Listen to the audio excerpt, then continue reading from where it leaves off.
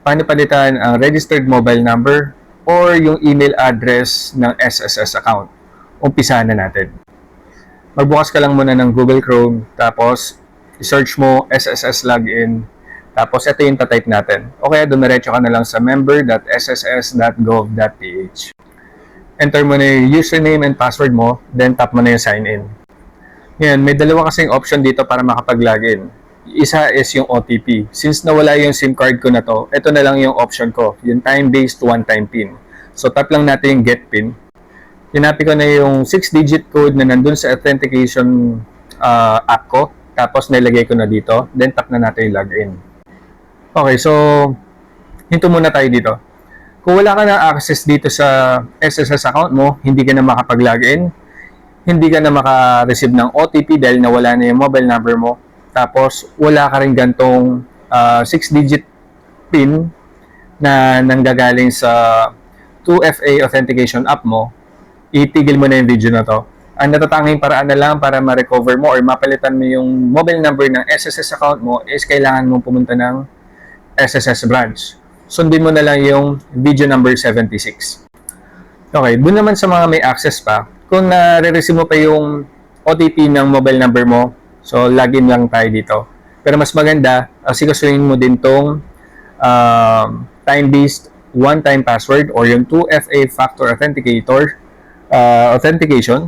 Tapos, in case na mawala yung mobile number mo, is makakapag-login ka pa rin sa SSS account mo gamit to. Okay, so since ako naman may 2FA factor authentication ako, so nakapag-login ako sa account ko. So para ma-update ko yung mobile number ng SSS account ko, itatap lang natin tong tatlong dash dito sa top left. Then tap natin yung member information. Then tap natin yung member details. Tapos medyo swipe up mo lang. Hanapin natin yung address and contact information section. Itatap natin dito is yung update information.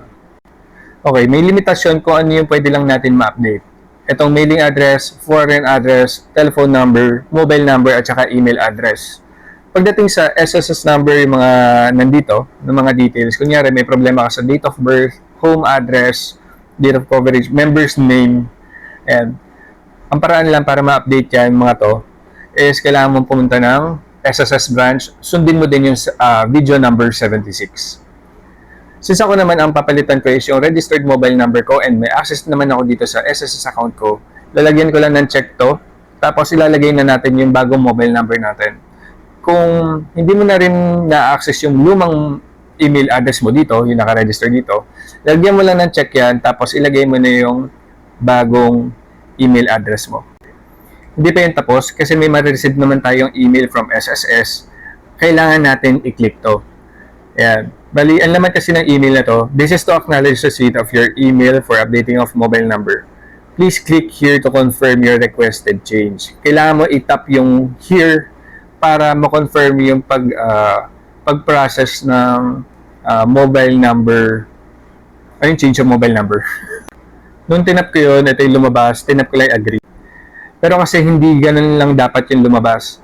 Pagkatap natin na agree, dapat lumabas yung form na to. Tapos, pwede na, itatap lang natin yung confirm na gusto natin palitan yung mobile number. Hanggang sa lumabas na yung gantong box. Dapat, makita mo dyan is you have successfully confirmed your request.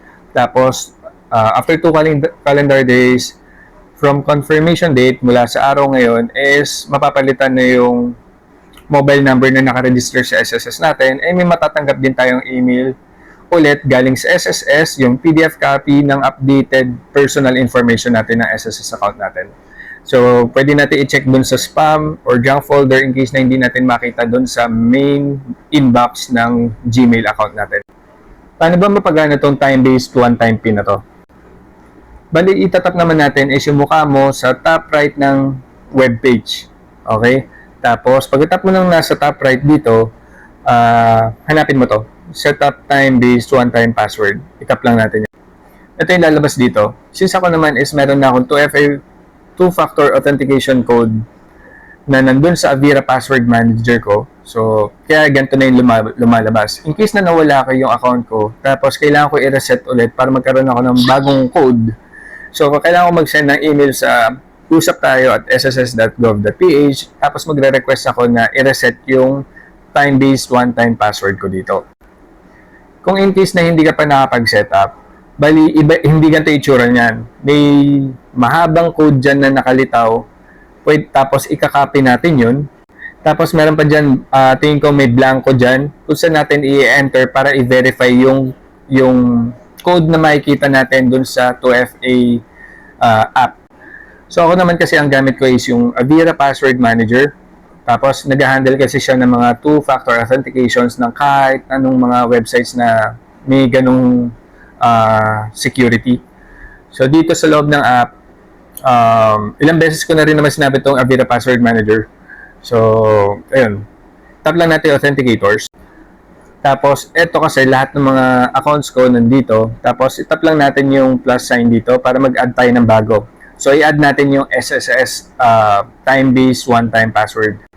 So, ganun, pangalanan mo na lang ito ng SSS. Tapos, yung username ng SSS mo. Tapos, yung mahabang code na ganyan yung itsura na makikita mo dun sa page kanina ng SSS. So, ipipaste natin dito. Pag ngayon, pag-check mo na yan, pag-check mo dito, babalik tayo sa page na to.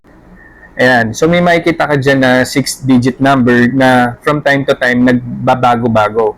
So, yung sa akin kasi nandito. So, kinopy ko lang siya. Tapos, bumalik ako sa page ng SSS. In-enter ko dyan sa, sa blanco nila dyan. Tapos, tatap lang natin yung verify. Pag nag-approve na, ibig sabihin, valid yung 2FA authentication ng SSS dun sa Avira Password Manager mo. Tapos next time, pag maglalagin ka, so pag napunta ka na sa page na, so pag napunta ka na ulit sa page na to, kunyari pag enter mo ng username and password mo ng SSS, pag lumabas mo na dito, pwede mo na lang itap to, tapos ilalagay mo na yung 6-digit code na manggagaling dun sa Avira Password Manager mo. So in case na mawala ulit yung phone mo, kunyari ako kasi napalitan ko na yung mobile number. So, after 2 days, pag maglalagin ako, may option ako na makareceive ng OTP gamit yung new number na nilagay ko dito. O kaya, doon na lang sa two-factor authentication app ko sa Avira Password Manager, yung 6-digit, doon ko kukunin para makapag-login ako sa SSS account ko.